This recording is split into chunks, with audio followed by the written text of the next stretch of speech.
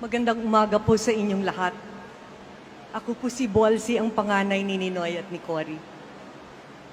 40 taon na ang nakalipas, subalit maliwanag na maliwanag pa rin sa isip ko ang nangyari nung gabi ng August 20 sa Boston.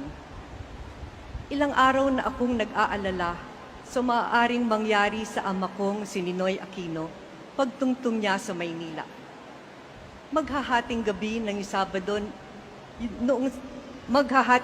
nung Sabadong yun sa Boston. Linggo na dito ng August 21. Malapit nang dumating yung eroplanong sinakyan ni Ninoy. Bago siya umalis, pinaliwanag niya sa amin kung bakit kailangan niyang makabalik. Malaking-malaki na ang problema ng bayan at ang paniwala niya mas makakatulong siya kung nasa Pilipinas siya. Pinag-usapan naming pamilya ang maaaring gawin ng gobyerno sa kanya. Sinabi niya na malamang aarestuhin na siya sa airport pa lamang kasi isa siya sa mga matinding kritiko ng Pangulo noon. Nasabi rin niya na maaaring mapatay siya. Dahil daw na heart attack na siya, pwedeng lagyan ng una ng mukha niya at daganan para hindi na siya makahinga at palabasin na lang na inatake siya sa puso. May nagsabi din na hindi maaalis ang posibilidad na barilin siya pagdating niya. Sinubukan ng marami na pagilan siyang umuwi kasi tahimik na ang buhay namin sa Boston. But he said he will not be able to live with himself knowing he could have done something and he didn't even try. Kaya nagsuot siya ng bulletproof vest at naisip din namin na yung mga tiga-media galing sa iba-ibang bansa maaari din magsilbing karagdagang proteksyon. Dahil hindi ako makatulog, pumasok ako sa kwarto ng ina kong si Cory. Sinabi ko sa kanya na hindi ako mapakali, kaya tatabi na muna ako sa kanya. Siya rin pala, gising na gising din. Pareho kaming kinakabahan at hindi makatulog, nag-aantay ng balita galing sa Maynila. Hindi nagtagal, nag-ring yung telepono. Ako ang malapit, kaya ako ang sumagot. Kaka-hello ko pa lang noong nag-aapurang sinabi nung isang Hapon na reporter na siya daw ay tiga Kyodo News Agency at gusto niyang malaman kung totoo na nabaril si Ninoy Aquino at napatay. Parang biglang huminto yung puso ko. Sinubukan kong tanungin ng mahinahon kung saan niya nabalitaan yun. Kasalukuyang kumakalat daw yung balita. Nakatingin si Cory sa akin noong mga sandaling yon at nung sinara ko yung telepono, tinanong niya kung sino yung tumawag at kung ano ang sinabi. Kahit na akala ko na kalmado ako, naramdaman niya na may masamang nangyari. Sinabi ko na isang Hapon na reporter yung tumawag kasi nabalitaan niya na nabaril si Ninoy. Hindi ko na sinabi na tinanong niya kung totoong napatay nga si Ninoy. Sa mga sandaling yon, pumasok si Noynoy sa kwarto para sabihin na may balita siyang nadinig sa CNN pero hindi pa daw kumpirmado. Tinawagan ni Cory yung kaibigan namin sa Associated Press, si Arnold Zeitlin, para tanungin kung may balita na siya tungkol kay Ninoy. Sinabi ni Mr. Zeitlin na wala pa siyang natatanggap na balita. Ang katotohanan, alam na pala niya, pero hindi daw kinaya ng puso niya na sabihin yung nangyari kay Cory. Pagkatapos noon, sunod-sunod na ang mga tawag sa telepono. Ang nagkumpirma na wala na si Ninoy ay si Shintaro Ishihara, isang politikong Hapon na matagal ng kaibigan ng mga magulang ko. Sinabi niya na tinawagan siya ni Kiyoshi Wakamiya, isang manunulat na kasama sa eroplanong sinakyan ni Ninoy. Pumasok si Cory sa banyo at pagkaraan ng ilang minuto, kalmado niyang sinabi sa amin nila Pinky, Noynoy, Viel at Chris na wala na kaming magagawa sa mga sandaling yon kung hindi lumuhod at magdasal.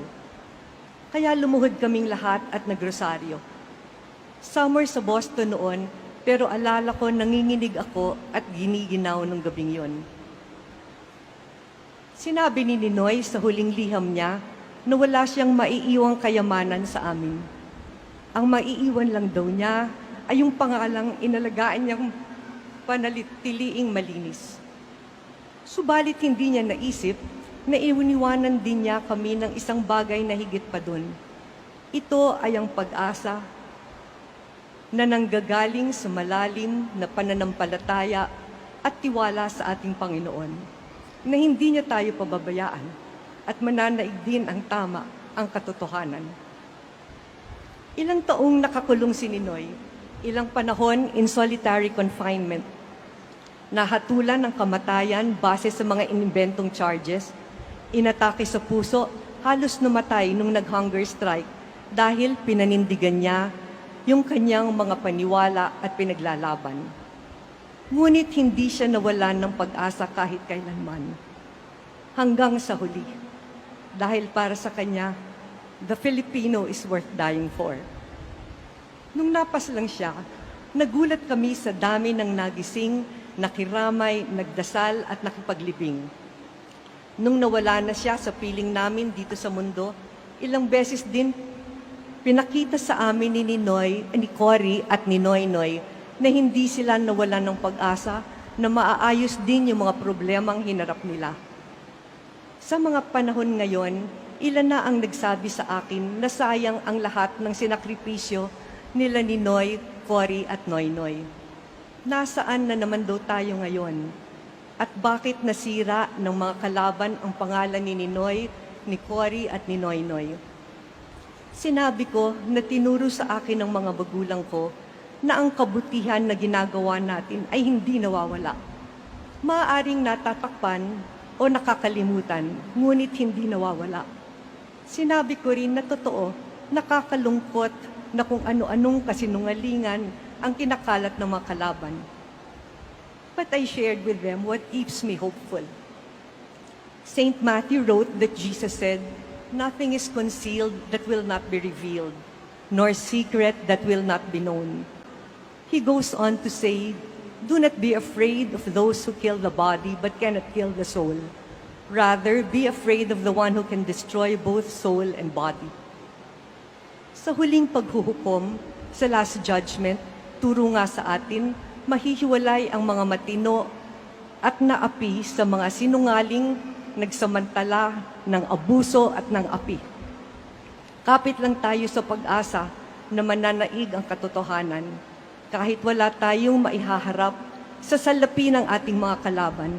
Kung tayo ay magtutulungan iwasto ang mga mali, kahit unti-unti, balang araw dadating din ang ating inaasam-asam.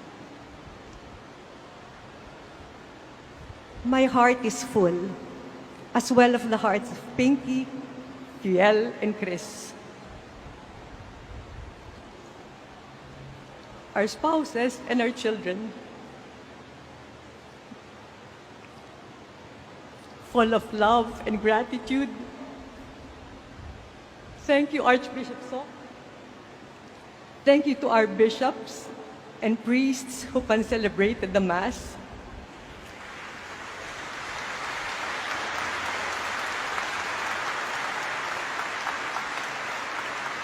And to you, our fellow Filipinos, who joined us today, when being seen with the Aquinos is not exactly in fashion during this time.